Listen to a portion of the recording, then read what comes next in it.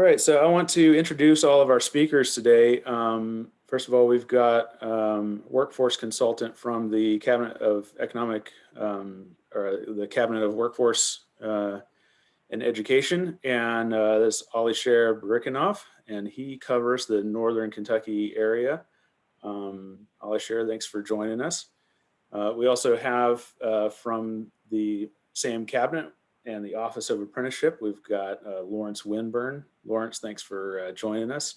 Look forward to hearing from you. And we also have the Business Services Director from the Tenco region. We've got Jeremy Faulkner. Jeremy, thanks for hopping on.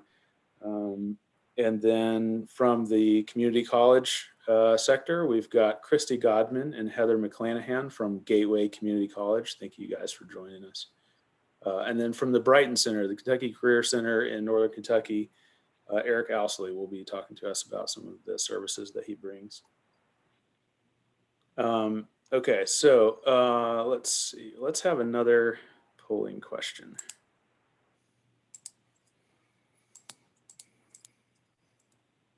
Tax credits.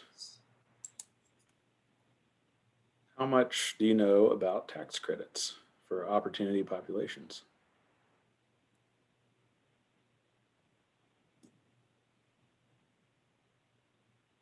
I'll share, we've got a pretty knowledgeable crowd, it looks like, but we do have some folks who are curious about it. So let's see what we can do. I hope our partners on the call are all familiar with it. The partners should all know. Continue beating it down. That's right. No, it's really good stuff though. So I'll give this poll just a couple more minutes or a couple more seconds here, and go ahead and stop that. And let's see what we get. All right.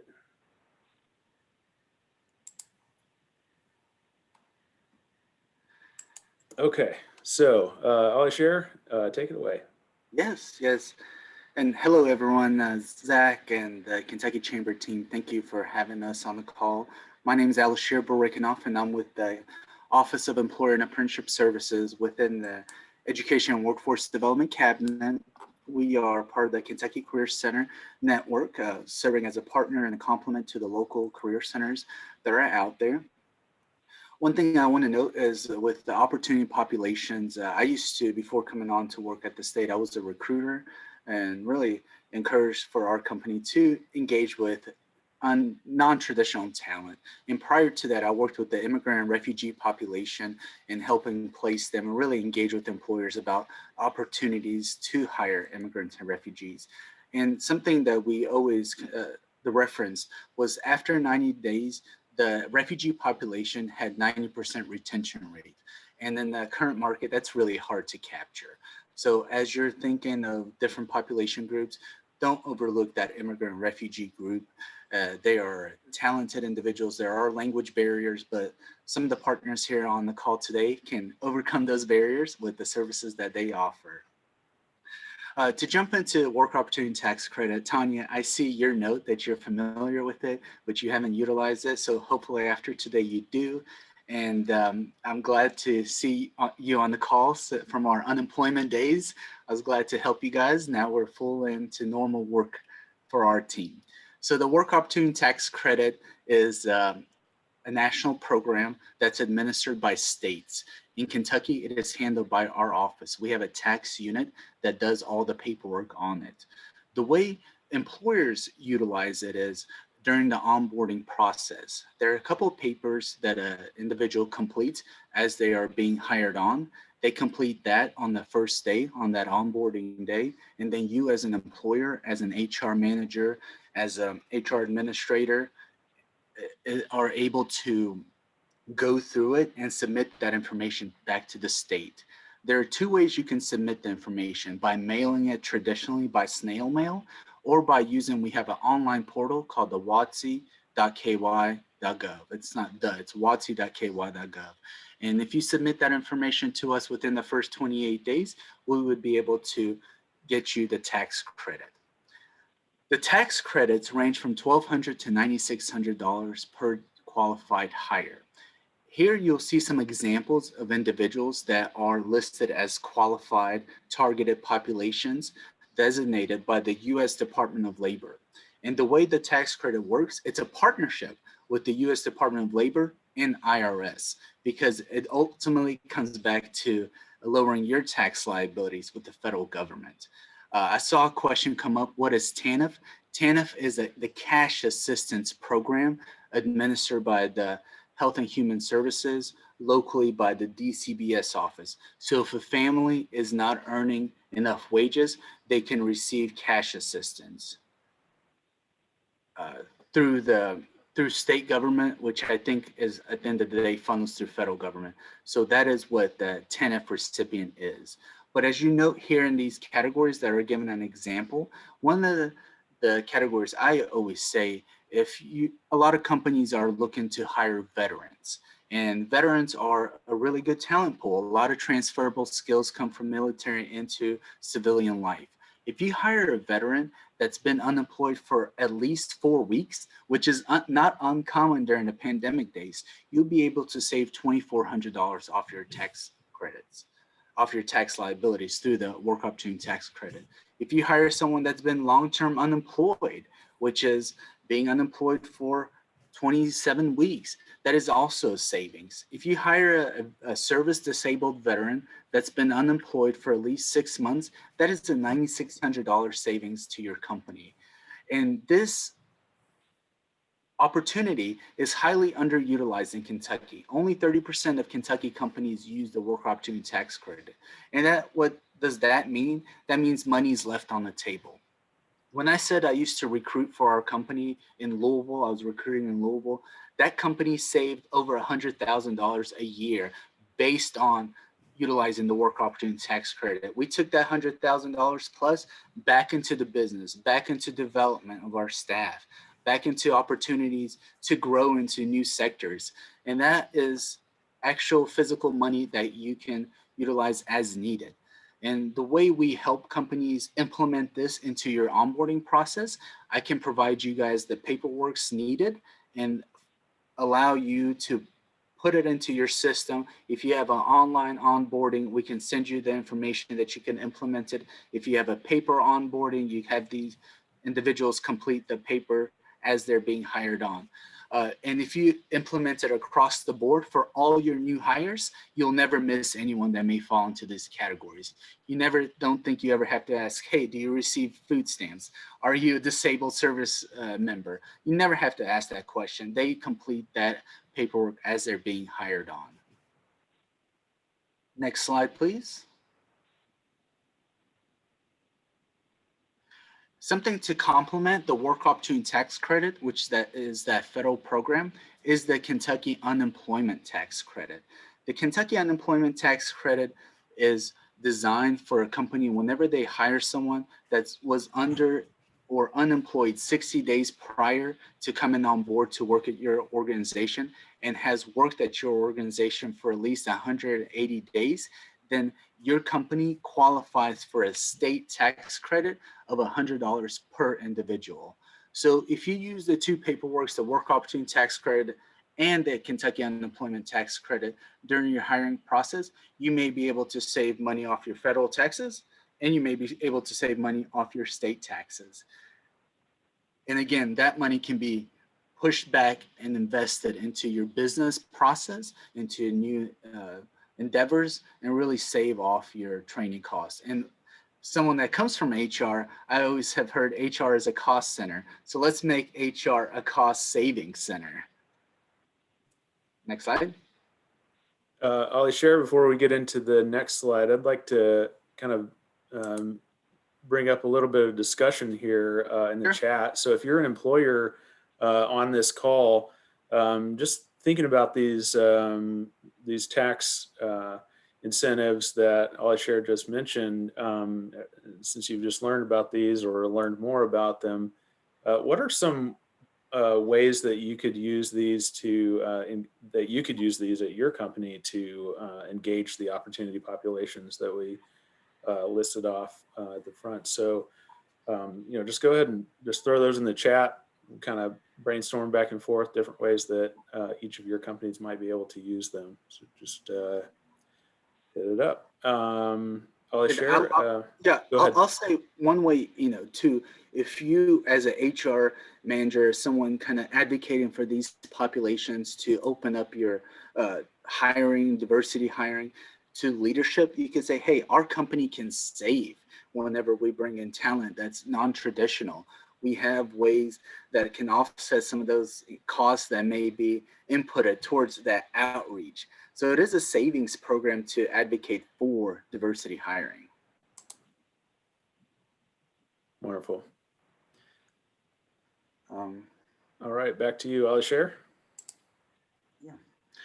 And I do want to note that if you guys have any more questions about the work opportunity tax credit, I would by all means reach out to Zach Morgan and to touch base with me or send us a message. We have our emails workforce@ky.gov.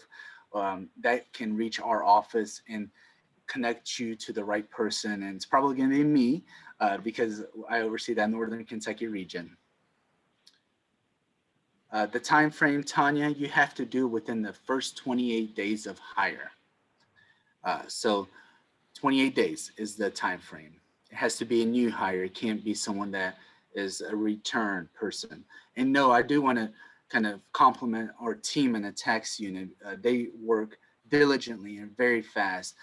We don't have a backlog. We're across the US, we're one of the states that keeps up with our information, and due to our interagency sharing agreements, our individuals, if you submit the work opportunity tax credit form electronically, within 24 hours, you may receive your certificate if that person falls onto those assistance from SNAP or TANF, which is the cash assistance. So it's a very fast transaction.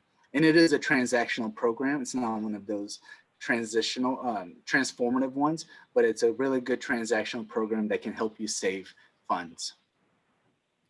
Moving on to the federal bonding program, that is also an incentive offer from the state for you to be able to hire individuals with backgrounds, individuals that have been involved in the justice system, individuals that you may want to hire, but your leadership team are on the fence about bringing them on because they may have some kind of offense that has traditionally been a no. If you have a matrix that says within the last 7 years, you can't hire someone with a felony, and I've seen that across companies to kind of combat that the way it used to be mentality, the federal bonding opportunity allows you to bring someone on to your organization and provide a safety net should a criminal activity happen. And that criminal activity being dishonest behavior, which is a form of theft. Here you'll see it's theft, forgery, larceny, embezzlement. At the end of the day, it's one way or another, some kind of theft. And you can bond your new hire in $5,000 bundles. So that new hire can be bonded from $5,000 to $25,000 in case something happens that your company experiences a loss. You can file a claim and recoup that money. This is a no-cost program to you as a company. The way we've seen companies utilize federal bonding, for example, we have a car dealership that has utilized it because they are offering keys for their individuals to move cars around. They don't want a car to move off the lot and then have that loss. And they're able to provide that assurance through the federal bonding program. In your organization, it may be a laptop, it may be cash. If you are a manufacturer, it may be some kind of tool, but at the end of the day, it's a way for you to hire someone that you think could be a good fit for your company, but something about their background is giving you questions and keeping you on the fence. So to protect your company and lower that risk, have the federal bonding program implemented for that individual, which is a 6-month bond, and you can be extended up to a year.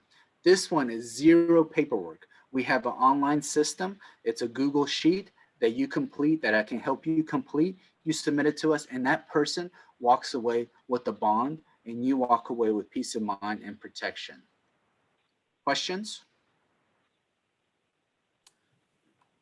Yeah, I'd like to invite everyone to use the chat again, on a scale of 1 to 10, 10 being most comfortable. How comfortable would you feel at this point, knowing what Alishir shared with us in employing some of these individuals, knowing that federal bonding is available? So 1 to 10, how comfortable would you be?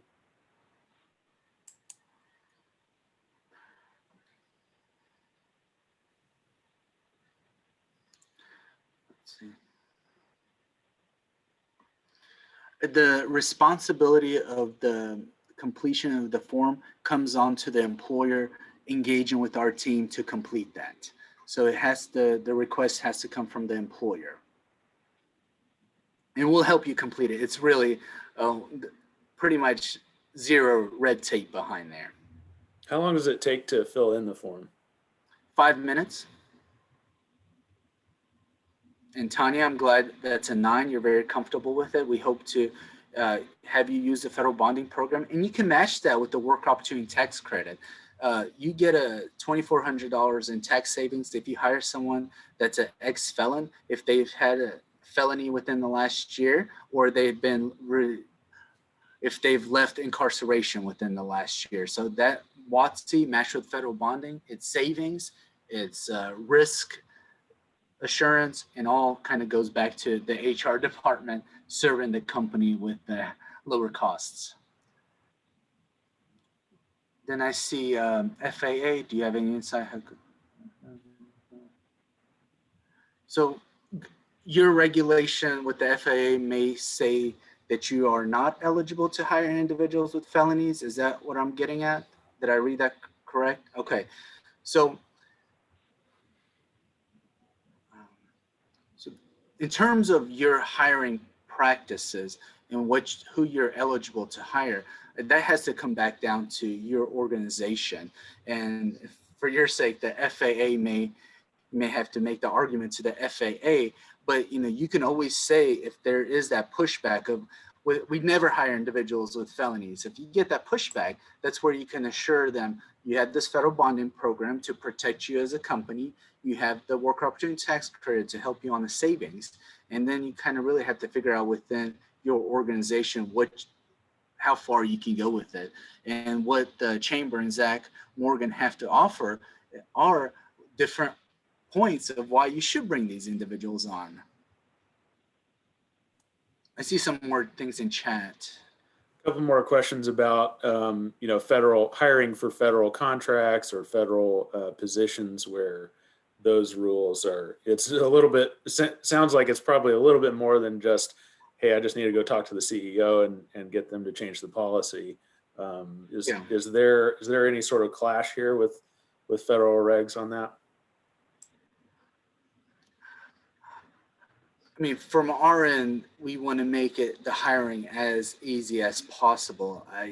In terms of having the federal contracts and go into that conversation with what is eligible with the federal government, who you can have, that goes beyond what we're trying to do with helping that individual come on to your staff and making it easy. If the federal government opens up their hiring, if they hear this presentation on why companies should hire individuals with backgrounds, then that may change. And I think it will change over time. I think it goes back to that mentality of, if you have a felony, we don't want to bring someone on staff because of that. And to the question of the limits of how much money individual can be bonded on, it's in $5,000 bonds, and you can bundle up to 5. So that's $25,000 is the maximum bond an individual can have. Did I miss any questions, Zach or Zach? I think that was all of them. Well, if there's nothing else, I am here to assist and look forward to working with you guys. Thanks, Alishir. Really appreciate it. Thank you. All right, Lawrence Winburn, you are up. Talk to us about apprenticeships. I think we've got another poll here before you get going.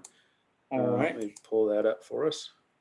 while they're working on the poll, I'll just, again, Lawrence Winburn, I'm a workforce development consultant, specializing in apprenticeship with the Office of Employer and Apprenticeship Services. And I'll wait till after the poll and I'll jump right on in. Sure. Yep, we'll leave this one up for about a minute.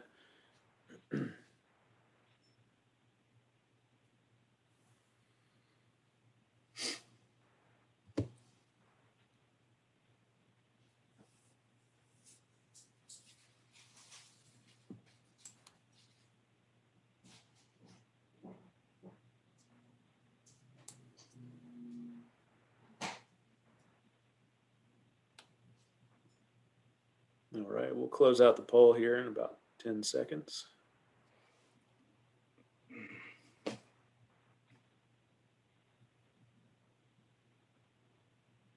Looks like the majority, really, it's just a lack of knowledge about the program, Lawrence. So I think you'll be able to help us out there. Excellent, excellent. Good Thank you. spread across the board. Wonderful. You know, hey, thanks, Zach. I appreciate it, man. Appreciate the opportunity to come speak. You know, we all know the realities of, well, you know, today's labor market. You know, positions are available, but workers are not trained to meet the business needs or requirements. Likewise, candidates are not able to secure employment because they lack the skills that businesses seek. You know, apprenticeship can bridge that gap. You know, the apprenticeship structure as it is today was established back in 1937 with the passage of the Fitzgerald Act. Since then, it has continued to evolve with a strong focus on increasing diversity amongst apprentices, industries, and occupations. Now, registered apprenticeship is an employer-driven model that combines on-the-job training with job-related instruction that increases an apprentice's skill level and wages. Now, there are like 5 components. There are 5 core components to apprenticeship. The first being business involvement. The second being the structured on-the-job training. The third being related instruction. Fourth is the rewards and skill gains. And then to top it off, the crescendo is a nationally recognized credential. Okay, now let's talk about the business involvement. Now, business involvement, the employers are the foundation for every apprenticeship program, and the skills needed by their workforce are at the core. Without that, there's no apprenticeship. You know, employers must play an active role in building the program and be involved in designing of their apprenticeship program. You know, and it's a simple process, you all. I mean, I know it's for a lot of folks, it's kind of unknown, but it's really as simple as contacting our office. I have a team, we have a team of coordinators, and along with myself, we work together. We call it the A-team, or we've been called the A-team, and put like that. But anyways, you all, contact our office and we'll work with you to help you identify the occupation and assist with developing and registration. Okay, now apprenticeship offers a structured on-the-job training. Okay, apprentices get hands-on training from an experienced mentor at the job site for typically not less than 1 year. On-the-job training is developed through mapping skills and knowledge that the apprentice must learn over a course of time in order to be fully proficient at the job. Okay, because it comes with a national recognized credential, you know, the individual that completes the program has to be fully proficient at the job. You know, let's take a look at, let's talk about related instruction. It's also known as internal and external training, education, or onboarding. Its sole purpose is to complement the on-the-job training. This instruction drives and delivers the technical, workforce, and academic competencies that apply to the job. It can be provided by an employer, a high school, a tech school, a college, or an apprenticeship training program. apprenticeship training school, excuse me, that's a program, but a training school, to clear that up. Now, we do have some employers that currently provide their RTI, and this a large majority of all of our apprenticeship programs provide their own RTI. They identify an individual, the subject matter specialist within their workforce. They can teach a course. Some have partnered up and hired teachers from the local area to provide courses that they cannot provide, and they have them come to their location. They have provided the courses. And then we have some that have partnered with some of my great tech schools, great colleges that are out there. So it is a customizable program that way you can design it to fit the needs of your business. You know, apprenticeship is a work-based learning strategy with key differences from other training approaches. It provides a paycheck from day one and wages that increase an apprentice's as they become more proficient. You know, so also it combines on-the-job training and job-related instruction. It results in a recognized credential. I know that in a presentation last week, someone asked the question, what is the difference between a internship and an apprenticeship? And apprentices, the difference between the two, apprentices are employees. They are employees. Apprenticeship programs can be between 1 year and 5 years. Apprenticeship provides the map for the structured training that leads to a certified credential. So those will be the key differences. You do have some apprenticeship some internships that pay a wage, and then you have some internships that do not pay a wage. So that is another difference between the two. You know, apprentices are employees. I said that earlier, but I just wanted to reinforce that. Registered apprenticeship is a flexible training strategy that can be customized to meet the needs of any business. Apprentices can be new hires or current employees. Apprenticeship helps businesses thrive by developing highly skilled, highly productive employees. It reduces turnover rates, increases productivity, it lowers the cost of recruitment, it increases the safety in the workforce and workplace. So it's a wonderful tool, you all, and our office is here to help and answer any questions. You know, I want to also share some of the other benefits for businesses that that apprenticeship provides. Is let's see, increased knowledge transfer due to the on-the-job training with the subject matter specialist combined with related instruction, a stable, predictable pipeline of qualified workers, a structured, systematic training approach. And it also allows employers to set the benchmark and structure for return on investment of training dollars. So let's take a look at, what are some of the return on investment that benefits businesses. You got skilled workforce, because you will have a proven talent pipeline, a management tool in place. The cost to register a program is zero. It costs absolutely nothing to register a program in the state of Kentucky. There's absolutely no cost whatsoever. We'll teach you, walk you through, we'll hold your hand. We'll make sure that this is a very pleasant process. Okay, the positive impact on productivity and profitability is, I believe we had a speaker yesterday in a presentation, Todd with Trilogy. He spoke highly of the ability of retention. He spoke of retention and how this was an excellent tool for retention. And I couldn't thank him enough for speaking up on behalf of apprenticeship and sharing his experience as a business and all the 14 to 15, I think it is, locations that they have, and their ability to retain those folks that have been through their program. let's see, you know, it ends in this, you hear me say this nationally recognized credential. It is a national occupation credential. It is a 100% guarantee. Now you hear me? I think I said this yesterday and I'm gonna say it again today.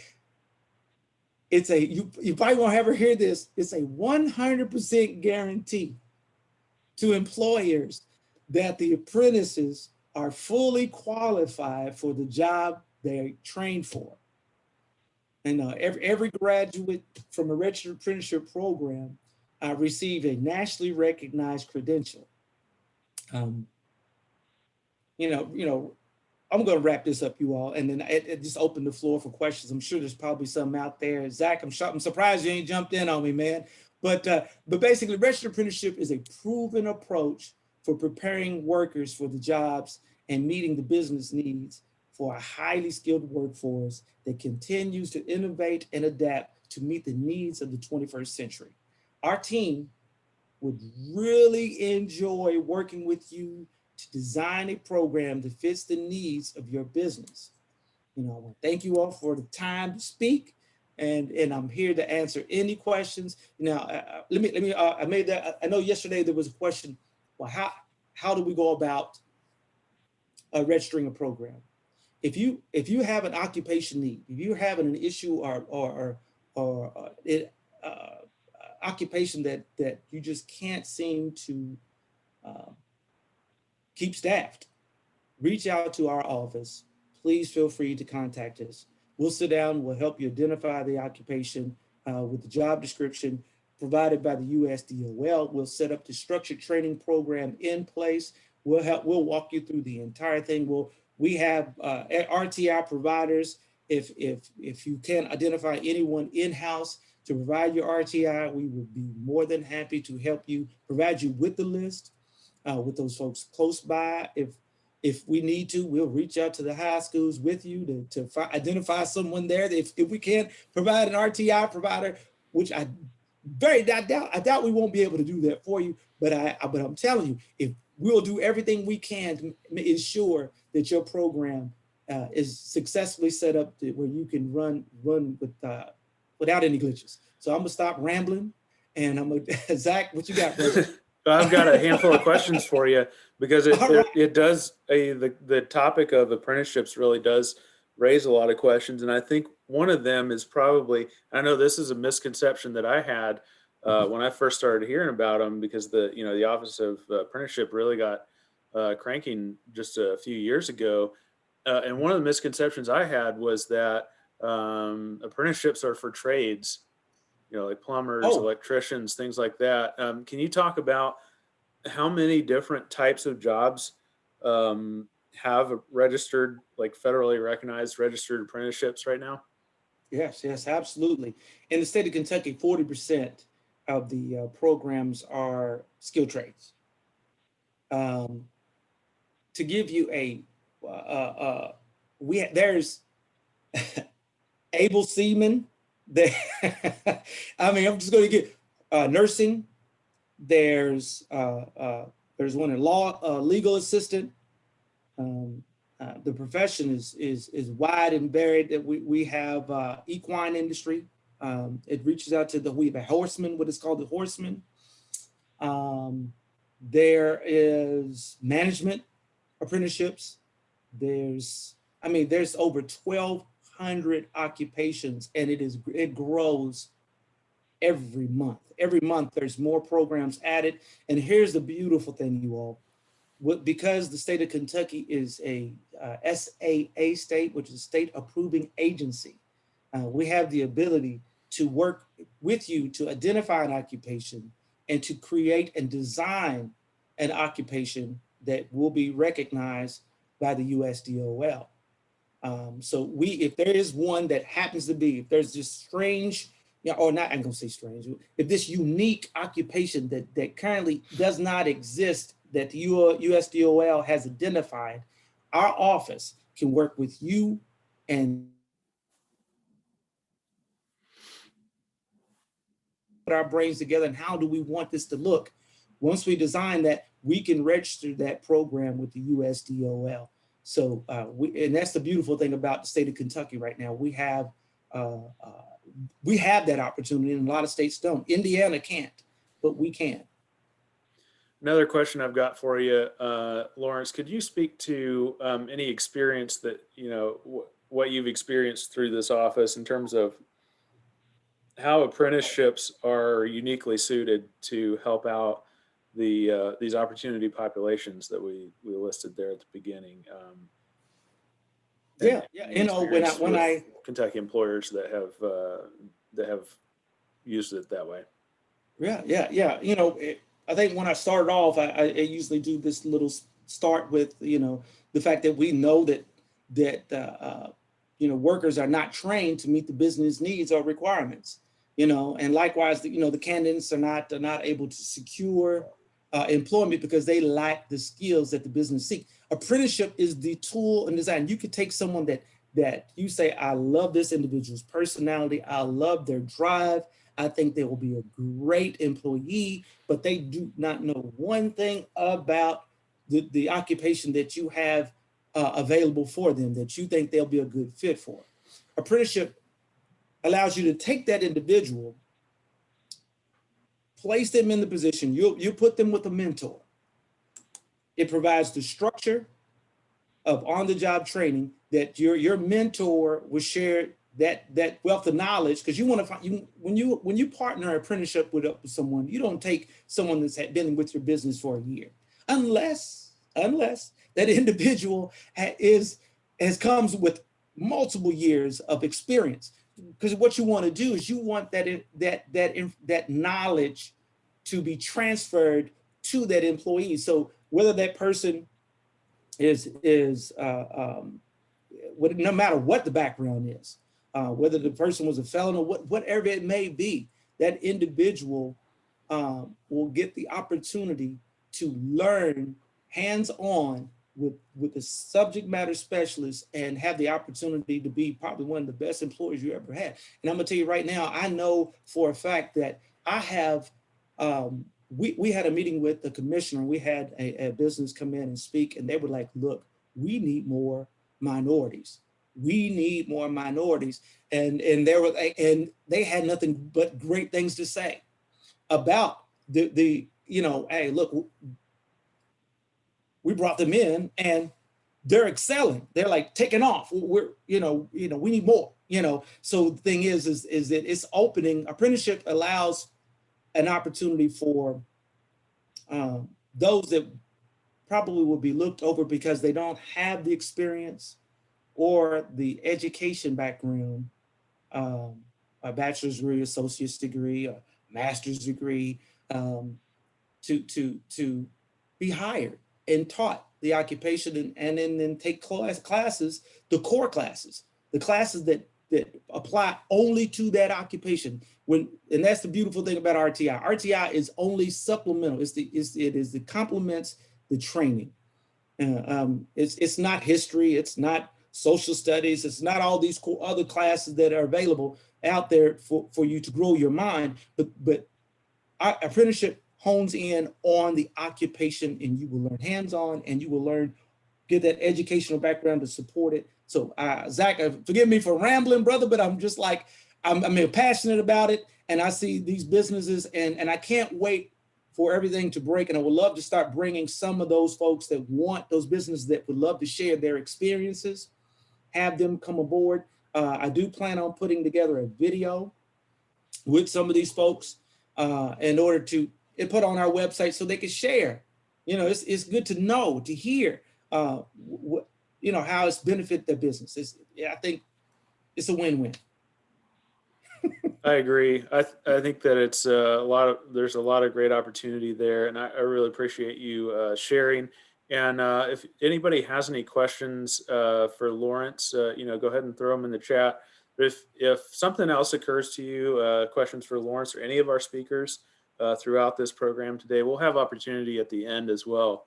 So I know for me, sometimes it takes me a minute to think of what my question is or articulate it. So Lawrence, thank you for your time.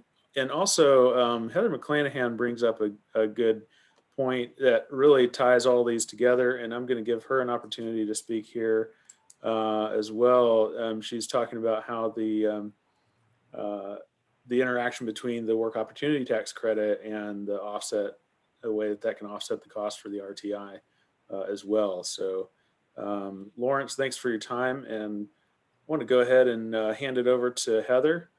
And Zach, if you can skip to the next slide, that'd be great. Good morning, everybody. I'm Heather McClanahan. I'm the apprenticeship project manager at Gateway Community and Technical College. All of the KCTCS colleges have a Heather or someone in my role at their college.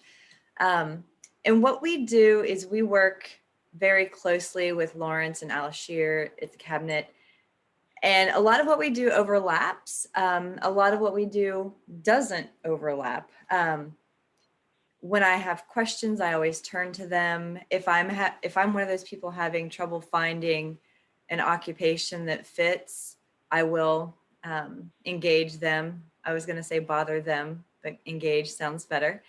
And we will work together to find an occupation. And typically we do. I think right now is the first time that I've ever really worked with them, and we've been struggling to find one. So, but what we do at the community and technical college level is we offer apprenticeship services. So all of the things that get employers and HR representatives kind of, anxious about apprenticeship is we kind of take that off your plate. So we'll go into a company and we will start with a needs analysis. A lot of times it'll start with them wanting to hire our students, which is a fantastic opportunity, but that's an immediate fix. It's not a long-term fix. So we will start talking about apprenticeship and growing their own talent rather than, going out and poaching or recruiting somebody that they might be paying higher dollars for. So we'll start with a needs analysis and see what their opportunities are. Maybe they have a high turnover position and they need to engage more people, grow those people, and give them a career pathway going forward. Essentially, we will do everything for you for the apprenticeship. We will complete all the paperwork for the Department of Labor in registering the apprenticeship. We will maintain all of the administrative side in Rapids, which is the database where all registered apprentices kind of hang out until they finish. And we will work with Lawrence and Alashir. Once we identify that occupation, we get everything registered. We'll even go out and we will recruit the candidates for you. If you're struggling to find candidates to put in or bring into your apprenticeship program, we'll go out and recruit them. Sometimes they want to do incumbent workers and just upskill current employees that they have that they see potential in. We will track the ROI, we'll deliver the related technical instruction, obviously. So when you talk about the related technical instruction, going back to what Lawrence said, a lot of times people think of the related technical instruction as the classroom, and many times it is. But one of the polls, I think there were a lot that said they like to train people the way they want them trained, which is fantastic. And that is a part of apprenticeship. It is a true work and learn model. So they're taking what they learn in a classroom at Gateway or in a classroom at your facility, and they're applying that on the job. So it's marrying the two together. The other thing that Lawrence said about the national credential, and I think that employers can sometimes lose sight of this. If you are recruiting for some of your more skilled positions and you have someone apply from, California, but you know that they have that national credential, you know that they have received the same training and they have the same skill set as someone in your existing apprenticeship program. They're going to come to the table with the same knowledge as that apprentice who's leaving your apprenticeship program or kind of completing it. Essentially, we'll do anything and everything for you. We'll help you. We do success coaching for the apprentices. We'll come to your facility. We'll do site visits, talk to you. And we do charge a fee for it, but it's very nominal fee and it's extremely less than what you would be paying others in your organization to be doing the same thing, whether it's on the administrative side or the recruiting side, things like that. The one other thing that we hear a lot is that apprenticeship is expensive, and it really isn't. Yes, there is a cost involved, whether that's, paying for classes, but like I said in the chat, there are ways to offset those costs. And if you do hire from those populations, you can utilize the work opportunity tax credits. We will also, as part of our apprenticeship services, we'll go out and seek different grants that are available for you. And they really, truly are wraparound services, and we handle every aspect. We'll go out and find other community partners that we can bring in.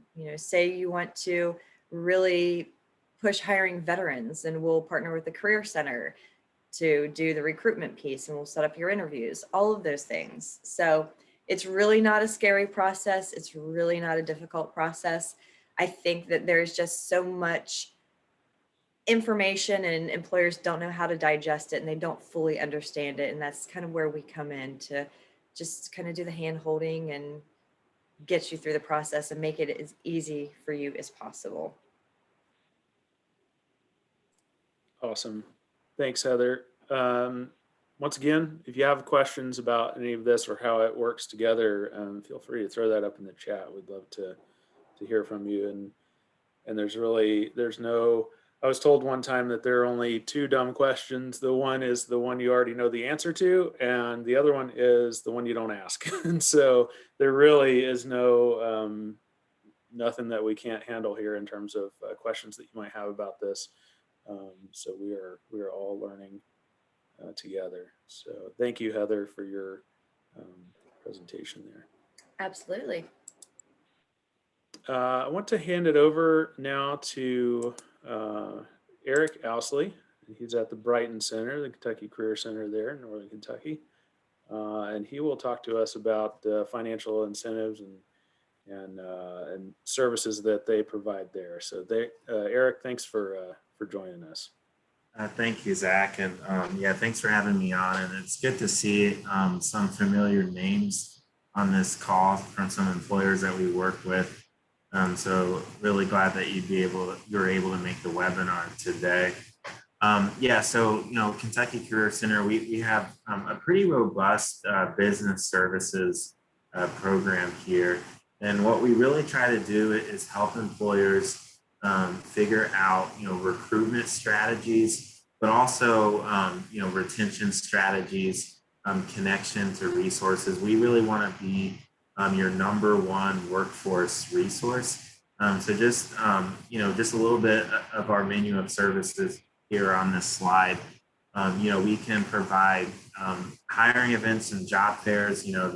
We distinguish between the two. Hiring events are, more single employer events. And right now we can do, a drive-through style event. Those have been pretty successful with some companies, as well as virtual hiring events and in-person by appointment hiring events, as well as, multi-employer job fairs. So we have 4 signature job fairs a year, but also some other kind of more specified job fairs throughout the year. We just had our New Year, New Career job fair.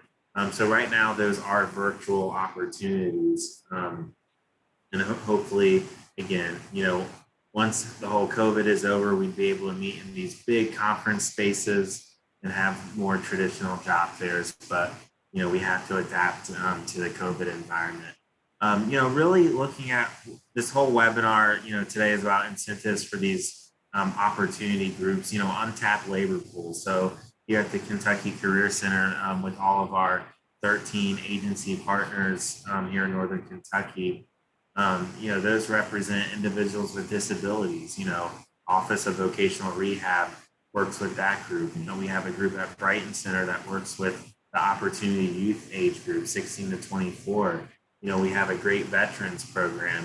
Jad Davis from the Career Development Office is a partner of ours. We have, groups in the recovery space. We're working with the aftercare program of Campbell County Detention Center. Brighton Center has a recovery center. So if you're interested in working, if you consider yourself a second chance employer, working with that group, we can get you connected to talent pools. So really, several different untapped labor pool populations that we can connect with. Labor market information, this is a very, very competitive area. We have thousands of, manufacturers, warehouses. And if you want to stay current and competitive with your pay rates, with your benefits packages, we can provide that labor market deep dive for you. We have a data analyst at the area development district who we work with on really gathering data and presenting that in report form to our employers. Now, we have been doing a lot more this past year with Facebook, right? So we have Facebook Live every Thursday morning at 9:30. Haley Franklin is our host for Facebook Live, and we interview a new employer. And they can talk about their hiring opportunities, their company culture, whatever they want to highlight that will really promote their jobs they have available and their company. And then really cool about Facebook Live is it stays on our page, our Facebook page, for forever, like eternity, right? And that gathers views. So some of our videos has thousands of views, and then also audience gets to ask questions in the chat on the Thursday morning session. So really cool way to get your name out there. We've also been, if you have a hiring event that you want our help in advertising, we've been doing that. We've been helping you with Facebook boosting, right? If you have an event or if we're doing a co-event together, we can do a Facebook boost to get even more of a critical mass on the event. So those are just some things we're doing. We always have our Focus Career job board. So if you want to post with us on Focus Talent, our business service team would be happy to help you get your jobs posted on there. Our retention services, we can have meetings, we can have, strategy meetings on how we can look at your turnover, retention. We have these strategic workforce action team meetings. The Northern Kentucky Chamber helps push those out, so we can be a part of a SWAT meeting where ourselves and a lot of other agency community workforce partners collaborate and really picking our brains, picking your brain on what we can do as retention strategies. And then of course tailored recruitment. We have several different talent pipelines as discussed. So maybe your recruitment is that recovery space. So we can definitely tailor that to the recovery groups we work with. So not everything's on the table as far as recruitment strategies. We just want to be an expert workforce resource for you as you're figuring out recruitment during this hard season. Thanks, Eric. And I've got a question for you as far as employers who want to reach out to you and get some help with some of these services. Many employers in Northern Kentucky have difficulty with recruitment. We've heard it from so many. Of all the employers that you've worked with so far at the Career Center, I'm sure that some of them have been more successful than others. Could you describe a few techniques that employers can use to generate the most benefit from interaction with your team, especially those that are seeking opportunity populations? What are some techniques that they can use to get the most out of that? That's an excellent question, Zach. So I would say to that question, that there's every time we meet with employers, it would be very helpful for employers to really describe what kind of job quality they have, right? And I don't just mean the pay rate, but even something simple as hey, we're on a bus line, right? Or we are second chance, or we have employers with excellent benefits or incentive packages, attendance bonuses that we love to promote to our untapped labor populations. Also, I think the employers that we work with that has been successful, really keeping up with engagement. You know, I think it's a relationship, right? And several on the call, I see several names on the call here that we keep pretty good engagement and emailing back and forth every week, really connecting with your business service rep at the Career Center. If strategy A doesn't work, okay, let's try strategy B. And that could be, okay, you know, let's try a hiring event at the Grant. Now, you know, the Kentucky Career Center in Williamstown, you know, we have 5 different locations. So maybe it's location and different hiring events. Maybe it's, okay, let's do a Facebook Live. Let's try that now. So really, and also too, just, I think like keeping an open mind of the possibility. So with the youth piece, which I have a whole slide on this in a minute, you know, we have a work experience. So maybe it's trying that, like becoming a youth work experience work site. I give resumes to employers. That really helps, to where it's like, hey, can you take a look at this resume? I think they'd be a good candidate. And I love when employers right away like respond back like, oh yes, you know, right away. And I know HR folks are super busy and involved, and you know, but it's just really cool to have that collaborative partnership with employers, to where we have our candidates that we can vouch for, and employers trust us in our relationship enough to where it's like, okay, yeah, I'll look at your candidates. I'll keep an open mind about you know, the talent pools that you have. Awesome. Yeah, that all makes a lot of sense. Once again, you know, if you guys have questions, something that occurs to you, you're not quite certain how something works, or you want to get a little more detail on anything that anyone's sharing, just throw it in the chat, and we'll be glad to answer that. Did you take that chili out?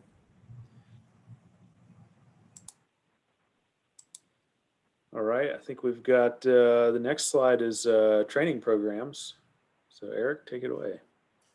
Yeah, so we have several different opportunities to provide customized training. You know, here at Northern Kentucky, Kentucky Career Center, we have, you know, a great array of soft skill programming. You have the Kentucky Essential Skills certification, which we can, you know, teach employees, right, of your organizations. And those are, you know, some critical soft skills. We hear from employers all the time that soft skills are the skills that they're looking for.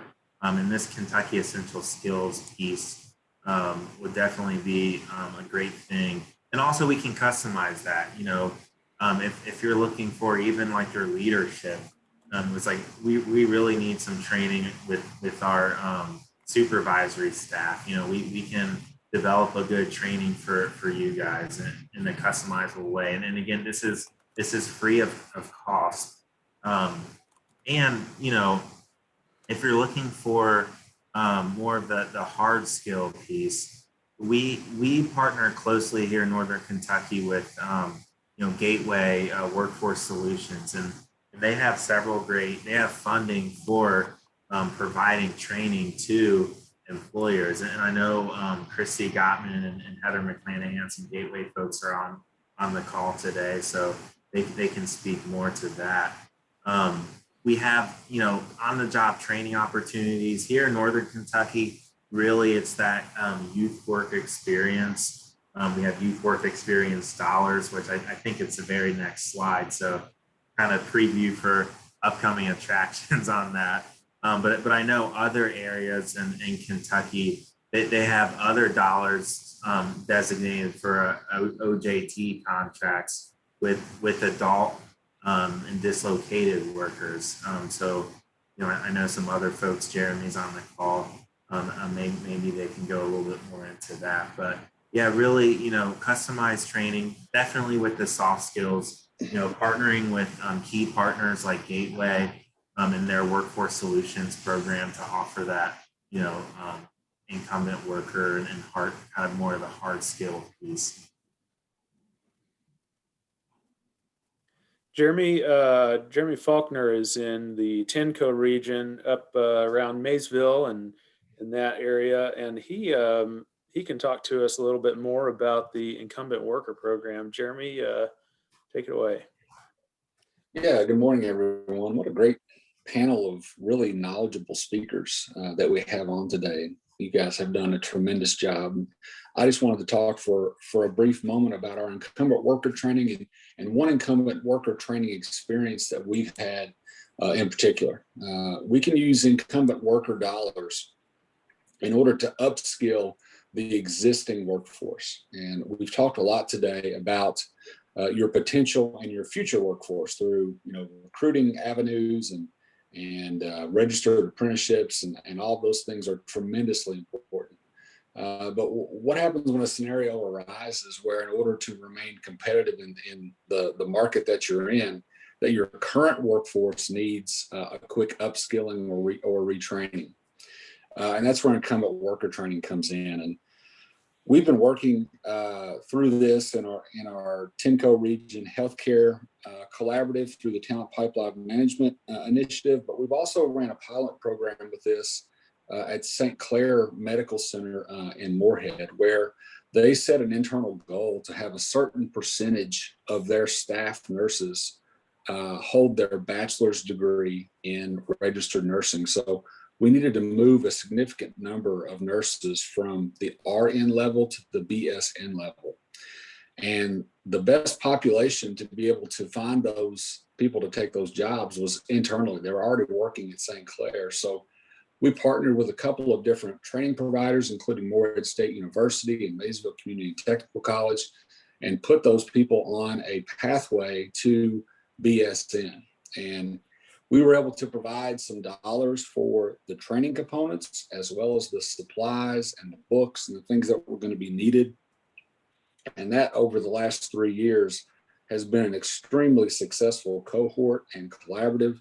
We're researching being able to begin another one of those in the fall of 21. And we're also looking at either a fall 21 or a spring 22 collaborative to upskill a significant number of LPNs to RNs in the Maysville and Mount Sterling area. And we've had some tremendous success and tremendous partnerships within our business community to be able to make that happen. So that is also an option. In addition to bringing new talent and new people into your organization, there are options for your company when you need to take your existing workforce to a higher level, especially when you have a group or a batch of people who are all going to be trying to go after the same degree and upskilling in the same way. And that's exactly what the incumbent worker training program is designed for.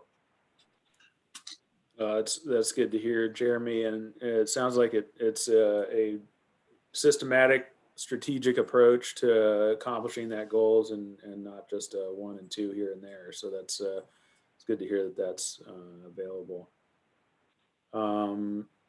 Eric, I want to pass this back to you to talk some more about the internship and work experience for youth. You mentioned that you're going to be talking a little bit more about that, so that's coming up. But Jeremy, thank you again for sharing that. And if you guys have any questions, throw them in the chat. Thank you, Zach. We have a really exciting program with our Youth Talent Development Services program. So we serve opportunity youth age 16 to 24. And when I say the term opportunity youth, I'm really talking about those youth and young adults 16 to 24 who are not connected to school or work. So really trying to work with that population. But if, with work experience, we have dollars to where we can pay a young adult with an internship $16 an hour for 1,040 hours. So that's equivalent to 6 months of full-time work experience. And this is no cost to the employer. So we're the employer of record.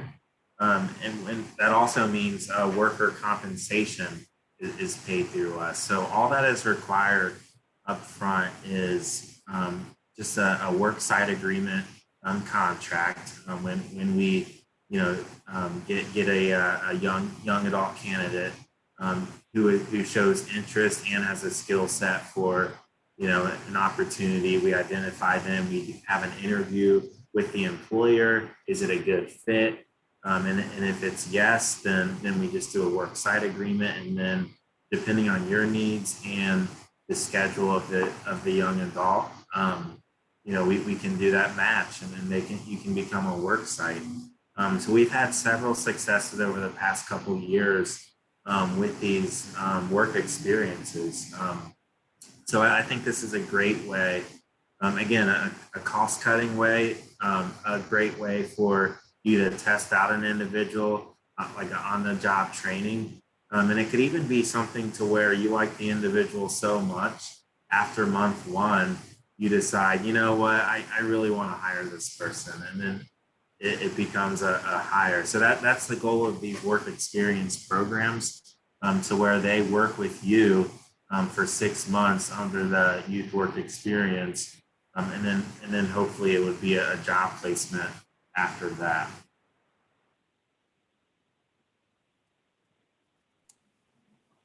Excellent. Thank you. All right. Eric, thank you so much for your time and what you've put into this. And it's just a lot of really fantastic information. So I'm hoping that generates some good questions and some contacts for the Brighton Center. I'd like to now shift back to the Gateway Community College. Be aware that, like I said early on, there are 16 community colleges in the Kentucky Community College network, the system. And Gateway is the one in Northern Kentucky. And then, of course, we've got in this region that we're representing today, also the Maysville Community and Technical College is part of our area. So pretty much everything that Christy is about to tell us also extends into that TENCO region as well. Christy, thanks for your time and coming aboard to tell us a little more detail about what you guys offer at Gateway. Absolutely. Thanks so much, Zach. So I did want to stop just for a second. I see Leah has a question in the chat for Jeremy. So I just wanted to give him the opportunity to answer that before we move into rounding home here. So Jeremy, the question is. So I was able to discuss that with Leah through direct message, but for everybody else's edification, that is a different program. Grant and aid is administered through the Cabinet for Economic Development, and the incumbent worker program is administered through your local workforce board. So those are two separate things. Thanks so much, Jeremy. So as Zach mentioned, we are part of the Kentucky Community and Technical College system. So every Kentucky Community and Technical College across the state has a division called Workforce Solutions. We essentially are here to just try to remove any barriers for access for employers. So as a community and technical college, our overarching goal is to remove barriers for access, but the academic side focuses on students and we focus on employers. So that includes being able to bring in the right talent, access funding to help offset your costs, and also train up your existing resources. So that includes business and industry training. What does that mean? It means things that you wouldn't find in an academic catalog, right? So it's not your English 101. It's us coming in, doing a needs analysis, talking to you about what training might help get your employees to the skills you need them to achieve, and then coming in and putting together a plan and delivering that solution for you. We can also absolutely help with degree and continuing education components. So whether you need a little bit of help pushing your tuition reimbursement programs, you need somebody to be a direct resource to your employee base to be able to enroll in different programs and kind of navigate the whole higher education system, we can absolutely help with that as well. We can come do information sessions on site or virtually on site for your employees to do a Q&A, talk to them about what higher education opportunities they might have access to and how to unlock different financial aid as well. We also have a full service testing center where we are able to assist with pre-hire assessment as well as promotional assessment. So we will work with you to identify what skills are necessary for entry into positions as well as skill up for effectiveness in different positions. Next slide, please. Thank you. So the funding that I mentioned specifically for use through KCTCS Workforce Solutions Divisions is called KCTCS Trains. Essentially, this is a pot of money set aside by the Commonwealth every biennium to offset employer costs for investment into their workforce. So what does that mean? It means that the state will cover 50% of the cost of your training plan, or if you've never used the funding or have not used it in the last 3 years, we have a new opportunity for it to cover 75% of the cost of that training. It's a very simple process. We handle the entire thing from start to finish for you. We deliver the training, we help you design the training plan, we submit the paperwork, we track and audit and do all the record keeping along the way. Last slide, please. So when I talk about the training plan, what does that include? It can include anything from performance and leadership skills to welding and lean performance. It can be anywhere, anytime. So it can be on our campus, it can be at your location, it can be third shift, it can be first shift. We really try to meet you where you are to make sure that we can meet all needs of your employees and your organization in the easiest way possible. It can be credit or non-credit. So that goes back to the, do you really just need skill upgrade training, or are you trying to put your employees on a path to a certificate or a degree? We can absolutely move in either way. So I really just wanted to, on our last slide that's coming here, is to give you an idea of the span of what we're talking about here. We work with companies in every type of industry. We work with companies in every type of training solution. We know navigating the workforce ecosystem, navigating recruitment, navigating apprenticeship, navigating retention, all of these pieces are so complicated that everyone you've heard from today has a full-time job that's a sliver of that pie. So leverage us. Use us as a resource. Anyone you've heard from today or anyone within the Strategic Workforce Action Team, which you can easily find on the Northern Kentucky Career Center's website under the Employer Resource Guide, anyone in our network, you can reach out to Zach, Eric, me, Heather. We are happy to guide that process for you. You are in no way, shape, or form expected to know exactly what resources should be leveraged at what point in time. We're happy to do that for you. So Zach, if you want to go to the last slide, I'm just going to give a couple of examples of what kinds of programming have been implemented to tap into this funding and also tap into the network of resources. So we have companies on here who have worked with us to put onboarding programs in place. So we have Aristec who said, we really need some help just ramping up quickly, right? So we can increase our retention once they're on the floor. So we can build that pre-hire onboarding where their first 2 weeks on the job are with us.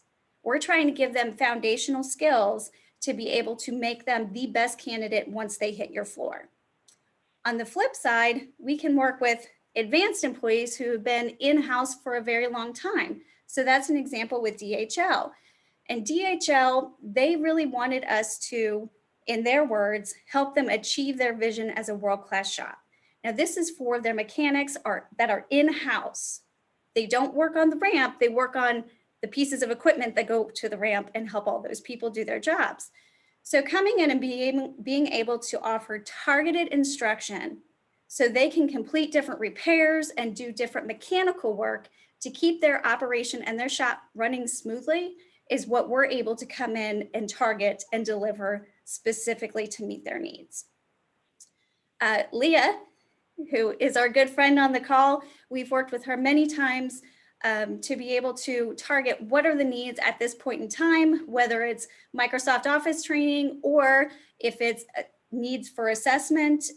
For example, we are a official provider of the DISC assessment. So if you're using different tools within your organization, or if you're interested in using different tools within your organization, we can help make that process a little bit easier for you and do some of the management on the administration side. So my point is this: we can do a lot to help you. Don't feel like you're alone. Whether you're looking at opportunity populations, current population, or future population, reach out. We're all here to help. And I thank you very much for your time today. Thanks, Christy. That's kind of a lightning round. There's so much, and it really, I think, I hope that it generates follow-up conversations, because it's almost impossible to really give the appropriate amount of time to all the things that you guys provide. So I appreciate your time. So what's next? I've got, I really couldn't pare it down to one call to action. So I've got 5 call to actions for you guys today, but lucky you, I'm going to send out an email that's going to have all of this follow-up stuff in it. So don't worry about not capturing it. However, I do have a handful of links here that I'm going to have posted in the chat. You can go ahead and follow those right now, but like I said, all this stuff will be in a follow-up email as well. So first of all, I'm going to have a post-event survey, and I really would appreciate you guys all taking that. Just take a couple of minutes. It really only has 3 questions, so probably 5 minutes of your time. I would really appreciate the feedback and anything that you can provide there. That would be awesome. Also, the talent pipeline management initiative is something that, so that's my bread and butter. That's what I work in as a project manager at the Kentucky Chamber. And talent pipeline management is something that was developed at the U.S. Chamber of Commerce. And they're really looking at a lot of different innovative approaches to workforce solutions. And this idea of opportunity populations came through them. And they've developed a resource guide for employers on this specific topic. And it breaks things down very clearly and gives a lot of really easy, not necessarily easy, but very clear action steps that you can take and ways to learn more about this topic. So we've got a link for that. It's about a 20-page document that you can read through there. And then also the Kentucky Chamber, when coronavirus hit, the Kentucky Chamber responded because there were a lot of people being laid off or going on furlough or losing their jobs through the coronavirus situation. But there were a lot of employers like you guys who were hiring. So we've got this website called Who's Hiring, and you can go on there as an employer and list off, hey, we're hiring and here's how many jobs we've got. And there's also an opportunity in that application process to indicate whether you're a second chance employer. So back to this opportunity population question, if you're willing to hire someone who is formerly incarcerated or someone who's recovering from opioid addiction, mark yourself as a second chance employer on that Who's Hiring page. Also, I want to mention Kentucky Comeback, which is the Chamber's effort to bring people back into Kentucky's workforce who are out for any number of reasons. Often it's incarceration, sometimes it's drug abuse, and any number of things. But there are so many resources on there. It's really wonderful. We've developed a employer resource guide on there that gives you, for starters, an inventory that you can do at your company that helps you really look at what's our environment in our company right now, really, and what can we do to make improvements there. And I've got a colleague, Ashley McCarty. A lot of you have probably already met her, and she is fantastic at the one-on-one consult. And so I would highly recommend that you reach out to her. You can get a hold of her through that Kentucky Comeback site. Reach out to her and ask just for a one-on-one consult. She'll come either, she can do a site visit or just a Zoom and talk you through that whole process. She's very skilled at that program. Last but not least, talent pipeline management is a method that we use that is data-driven and employer-centered. So it puts the employers in the center of the workforce conversation and takes their data and uses that to make decisions, and is driven by the employers. They're at the middle of the conversation, they're at the table, and we're making our decisions for solutions based on what their needs are. So if you're interested in that, let me know. I know I've got a handful of my TPM collaborative members on this call, and I really appreciate you guys showing up. And hopefully this has been useful to you and kind of spark some ideas of ways that you can move forward and even add new solutions to what you're currently doing. Next slide. Zach, if you can hear me, you froze there. You're still Okay. frozen. Okay, Zach, you there? I'm here. Can you hear me? Yep. Okay. Yeah, go ahead and bring us to the next slide.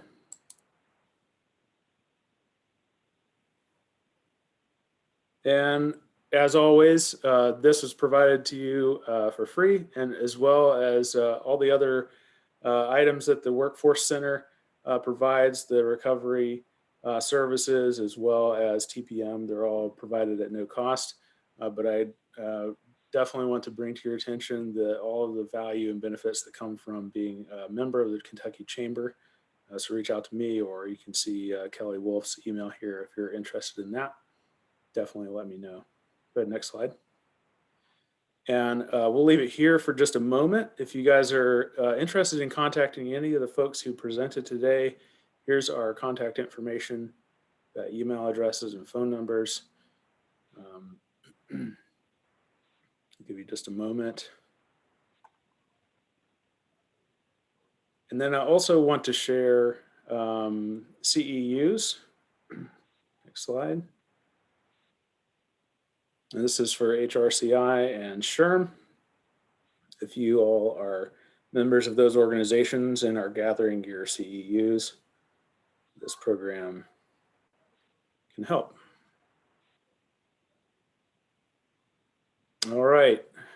So I'm going to send an email with helpful links, including the ones that we posted in the chat, and also a link to the recording of this webinar. So everybody, let's all hit a reaction button and thank our presenters. Really appreciate it. I think Zach's frozen again, but thank you guys all for coming out here today. I know Zach really appreciates it. I know it's been a super phenomenal thing to learn more about these programs, and thank you to all of our speakers. If you enjoyed today, go ahead and give them a reaction in the chat or one of the Zoom reactions. I know they'd greatly appreciate it. So thank you all for joining us, and Zach will be in contact with more details. Zach, thank you for putting this on. Certainly. Thank you. See you all. Have a good day. Thank you. Thank you.